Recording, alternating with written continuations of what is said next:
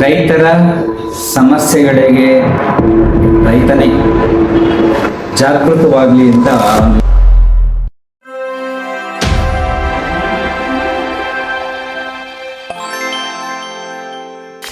ನಮಸ್ಕಾರ ಸ್ನೇಹಿತರೆ. ಸೊ ಈ ದಿನದ ಕಂಟೆಂಟ್ ಏನಪ್ಪಾ ಅಂದ್ರೆ ನಿಮ್ಗೆ ಆಶ್ಚರ್ಯ ಆಗುತ್ತೆ. ರೈತರ ಸಮಸ್ಯೆಗಳಿಗೆ ಕಾರಣ ರೈತನೇ. ಹೇಗೆ ಗೊತ್ತಾ, ಯಾರಾದರೂ ಯುವ ರೈತರು ನೋಡಿದ್ರೆ ನನ್ನ ವಿಡಿಯೋನ ಸ್ವಲ್ಪ ರೈತರು ನೋಡಿದ್ರೆ ಸ್ವಲ್ಪ ಎಚ್ಚೆತ್ಕೊಳ್ಳಿ. ಆತ್ಮಸಾಕ್ಷಿ ಜಾಗೃತವಾಗಲಿ ಅಂತ ಒಂದು ವಿಚಾರ ನಿಮ್ಮ ಜೊತೆ ಹಂಚ್ಕೊತಾ ಇದ್ದೀನಿ.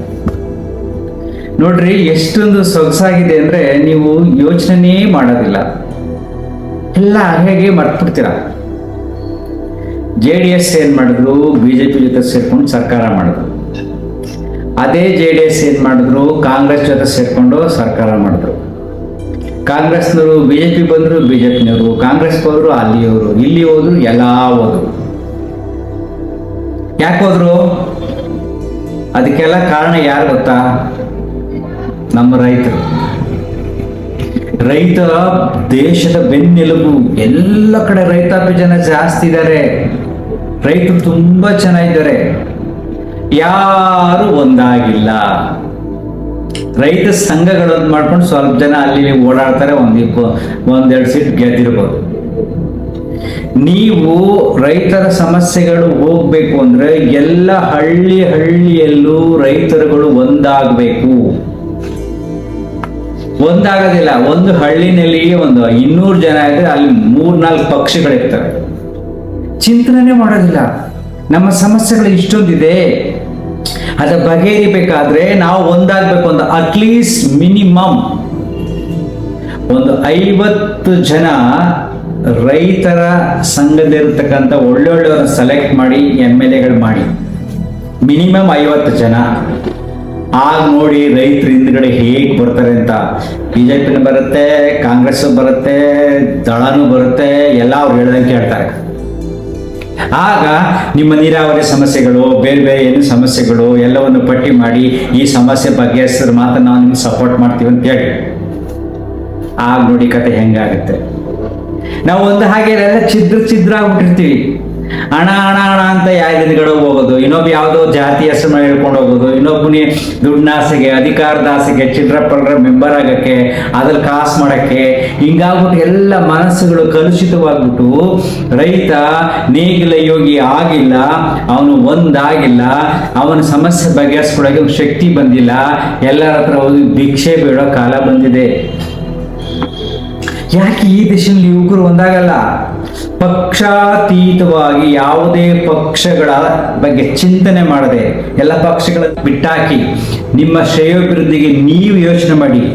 ಒಂದೊಂದು ಹಳ್ಳಿಯಲ್ಲಿ ಒಬ್ಬ ಯುವ ರೈತನನ್ನು ಸೆಲೆಕ್ಟ್ ಮಾಡಿ ಅವನ ಮಾರ್ಗದರ್ಶನದಲ್ಲಿ ನೀವು ಎಲ್ಲ ಯುವಕರು ಒಟ್ಟಿಗೆ, ಒಂದೊಳ್ಳೆ ಒಬ್ಬ ಯುವಕ, ಹೀಗೆ ಒಂದು ಡಿಸ್ಟ್ರಿಕ್ಟ್ ಎಷ್ಟು ಜನ ಯುವಕರಾಗ್ತಾರೆ, ಎಲ್ಲ ಸೇರಿ ಸೆಮಿನಾರ್ಗಳು ಮಾಡಿ ನಮ್ಮ ರೈತರ ಸಮಸ್ಯೆಗಳು ಇಷ್ಟಿದೆ ಚಿಂತನೆ ಮಾಡಿ ಒಂದು 150-200 ಯುವಕರುಗಳಾಗ್ತಾರೆ. ಅದ್ರ ಒಬ್ಬನ ಸೆಲೆಕ್ಟ್ ಮಾಡಿ ಅಲ್ಲೇನೆ ಎಲ್ಲರೂ ಓಟ್ ಹಾಕಿ, ಅವನನ್ನು MLA ಆಗಿ ಎಲ್ಲರಿಗೂ ಓಟ್ ಹಾಕಿ ಅಂತ ಹೇಳಿ ಕೇವಲ 50-60 ಜನ ಒಳ್ಳೆ ರೈತರು MLA ಆಗಿ ಬಂದ್ರೆ ಕರ್ನಾಟಕ, ಸಿಂಪಲ್ ಕರ್ನಾಟಕದ ಬಗ್ಗೆ ಹೇಳ್ತೀನಿ, ಕರ್ನಾಟಕ ಎಷ್ಟು ಸಮೃದ್ಧವಾಗುತ್ತೆ, ಎಷ್ಟೋ ರೈತರ ಸಮಸ್ಯೆಗಳು ಬಗೆಹರಿತವೆ. ಜೊತೆಗೆ ಅವರ ಬದುಕಿಗಾಗಿ ಏನೇನು ಅಳವಡಿಸ್ಕೋಬಹುದು, ವೈಜ್ಞಾನಿಕವಾಗಿ ಏನೇನು ಮಾಡಬಹುದು ಅಂತ ಚಿಂತನೆ ಬರುತ್ತೆ. ನಿಮ್ಮ ಚಿಂತನೆಗೆ ತಾಕತ್ ಬರುತ್ತೆ, ಕಾರ್ಯರೂಪ ಸಹಜವಾಗಿ ಆಗುತ್ತೆ. ಯಾಕೆ ಈ ದೇಶದಲ್ಲಿ ಯೋಚನೆ ಮಾಡ್ತಾ ಇಲ್ಲ ಯುವಕರು? ಒಂದು ಹಳ್ಳಿ ಅಂದ್ಮೇಲೆ ಎಲ್ಲ ಆಲ್ಮೋಸ್ಟ್ ಆಲ್ ರೈತರಿರ್ತಾರೆ, ಅಲ್ಲಿ ತೆಗೆದು ಬಿಸಾಕಿ ಯಾವುದೇ ಪಕ್ಷ ಇಲ್ಲ, ಒಬ್ಬನ್ ಸೆಲೆಕ್ಟ್ ಮಾಡಿ ಎಲ್ಲ ಹಳ್ಳಿಗಳಿಂದ ಒಬ್ಬೊಬ್ಬ ಸೇರಿ ಅವರೆಲ್ಲ ಸೇರಿ ಒಬ್ಬನ್ ಸೆಲೆಕ್ಟ್ ಮಾಡಿ.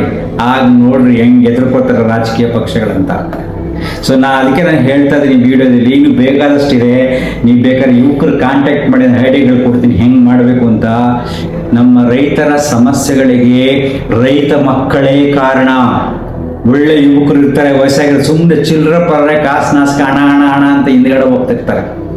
ತನ್ನ ಸ್ವಾಭಿಮಾನ ಮರ್ತು ಬಿಡ್ತಾರೆ. ಕಾಸು ಸಿಗುತ್ತೆ, ಓಕೆ, ಸ್ವಲ್ಪ ಸಿಗುತ್ತೆ, ಎಲೆಕ್ಷನ್ ಟೈಮಲ್ಲಿ ಸಿಗುತ್ತೆ ಅಷ್ಟೇ, ಜಗಳ ಕಾಯ್ತಾರೆ. ಅವ್ನು ಕಾಂಗ್ರೆಸ್ ಅಂದ್ಕೊಂಡ್ರೆ ಇವ್ರಿಗಾಗಲ್ಲ, BJPಗೆ ಆಗಲ್ಲ, ಅವರೆಲ್ಲ ಜಗಳ ಕಾದು ಪೊಲೀಸ್ ಸ್ಟೇಷನ್ಗೆ ಹೋಗಿ ಎಲ್ಲ ಒದ್ದಾಡ್ತಾರೆ. ಅವರು ಸೀಟ್ ಕಡಿಮೆ ಬಂದರೆ ಅವ್ರು ಹೊಂದಾಣಿಕೆ ಮಾಡಿಕೊಂಡು ರಾಜ್ಯಭಾರ ಮಾಡ್ತಾರೆ. ನೀನು ಪೊಲೀಸ್ ಸ್ಟೇಷನ್ಗೆ ಅಳಿತಾ ಇರ್ತೀಯ, ಕೇಸ್ ಕ್ಲಿಯರ್ ಮಾಡ್ಕೊಳ್ಳೋಕ್ಕೆ ಕೋರ್ಟ್ಗೆ ಹೋಗ್ತಾ ಇರ್ತೀಯ, ಅವ್ರ ಪಾಡ್ಗೆ ಒಂದಾಗ್ತಾರೆ. ನೋಡಿದ್ರೆ ಇದೇನು ಯಾವುದೋ ಒಂದು ಕಥೆ ಅಲ್ಲ.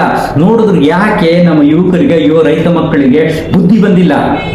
ಮೊದಲು ರಾಜಕೀಯ ಪಕ್ಷಗಳ ಹಿಂದೆ ಹೋಗೋದನ್ನು ಬಿಡಿ, ಒಂದಾಗಿ ಅಟ್ಲೀಸ್ಟ್ ಈ ಸಾರಿ ಕರ್ನಾಟಕದಲ್ಲೇ ಆಗಲಿ ಎಲ್ಲೇ ಆಗಲಿ ಮಿನಿಮಮ್ 50 ಜನ MLA ಸೆಲೆಕ್ಟ್ ಮಾಡ್ತೀವಿ ಅಂತೇಳಿ. ಆಗುತ್ತಾ? ಹಂಗೆ ಮಾಡಿ ನೋಡಿ, ಆಗಲೇ ರೈತರ ಬದುಕಿಗೆ ಒಂದು ದಾರಿದೀಪವಾಗಿ ಯುವಶಕ್ತಿ ಸಿಗುತ್ತೆ. ಅಟ್ಲೀಸ್ಟ್ ಒಂದು 5 ಜನ MP ಸೆಲೆಕ್ಟ್ ಮಾಡ್ತಾರೆ. ಸರಿ, ರೈತರು ಎಕ್ಸ್ಪೆರಿಮೆಂಟ್ ಮಾಡೋಕ್ಕೆ, ರೈತರ ಮಕ್ಕಳು ನೋಡಿ ಎಲ್ಲ ಸೇರ್ಕೊಳ್ಳಿ, ಒಟ್ಟಾಗಿ ಸೇರ್ಕೊಂಡು ಚಿಂತನೆ ಮಾಡಿ, ನಿಮ್ಮ ಹಳ್ಳಿಯವ್ರನ್ನ ಕನ್ವಿನ್ಸ್ ಮಾಡಿ. ಆಗ ನೀವು ದೇಶದ ಬಗ್ಗೆ ಮಾತಾಡುತ್ತೆ. ಒಂದು ಹಳ್ಳಿನಲ್ಲಿ, ಒಂದು ಮನೆಯಲ್ಲಿ ನಾವು ಒಂದಾಗಕ್ಕಾಗ್ತಾ ಇಲ್ಲ, ಇನ್ನೇನು ದೇಶನೆಲ್ಲ ನಾವು ಉದ್ಧಾರ ಮಾಡೋಕ್ಕಾಗೋದು? ಸೊ ಈ ಚಿತ್ರಾನ್ನದಲ್ಲಿ ಸಿಗಾಕೊಂಡ್ಬಿಟ್ಟು ನಾವು ಒದಾಡ್ತಾ ಇದ್ದೀವಿ, ಅವನ ಹಿಂದೆ ಇವನಿಂದ ಹೇಳ್ಕೊಂಡು. ಕೊನೆ ಪಕ್ಷ ಇದು ಮಾಡೋಕ್ಕಾಗಿಲ್ಲ ಅಂದರೆ ನಿಮ್ಮ ಕೆಲಸ ನೀವು ಮಾಡ್ಕೊಂಡು ತೆಪ್ಪಗಿರಿ. ಆ ಒಟ್ಟಾಗಿ ರಾಜಕಾರಣಿಗಳು ನಿಮ್ಮ ಹಿಂದೆ ಬರ್ತಾರೆ. ಅರ್ಥ ಆಗ್ತಿದ್ಯಾ? ನೀವು ಅವ್ರ ಹಿಂದೆ ಹೋಗೋವರೆಗೂ ನಿಮ್ಮ ಸಮಸ್ಯೆ ಬಗೆಯಿರಲ್ಲ. ಅವರು ನಿಮ್ಮಿಂದ ಬರುವಂಗಾಗಬೇಕು. ಆ ರೀತಿ ಬದುಕನ್ನು ನಿರೂಪಿಸ್ಕೊಳ್ಳಿ. ಆ ದಿಶೆಯಲ್ಲಿ ಚಿಂತನೆ ಮಾಡಿ. ಸಾಧ್ಯವಾದರೆ ಯುವಕರು ಮೀಟಿಂಗ್ ಮಾಡಿ, ನೀವು ಒಂದು ಮಾಡೋಕ್ಕಾಗತ್ತಾ, ನಮ್ಮೊಂದು ಊರೆಲ್ಲ ರೈತರೆಲ್ಲ ಒಂದಾಗಕ್ಕಾಗತ್ತಾ ಅಂತ ಯೋಚನೆ ಮಾಡಿ. ಒಂದಾಗಕ್ಕಾಗಲ್ಲ ಅಂದರೆ ದೇಶದ ಬಗ್ಗೆ ತಲೆ ಕೆಡಿಸ್ಕೊಳ್ಳೋಕ್ಕೆ ಹೋಗ್ಬೇಡಿ. ಅದೇನಾಗುತ್ತೆ ಹಾಕ್ಕೊಂಡು ಹೋಗ್ತಾ ಇರಲಿ. ಇಂಪಾರ್ಟೆಂಟ್ ಕೆಲಸ ಮಾಡಿಕೊಂಡು ನೆಮ್ಮದಿಯಾಗಿರಿ. Thank you.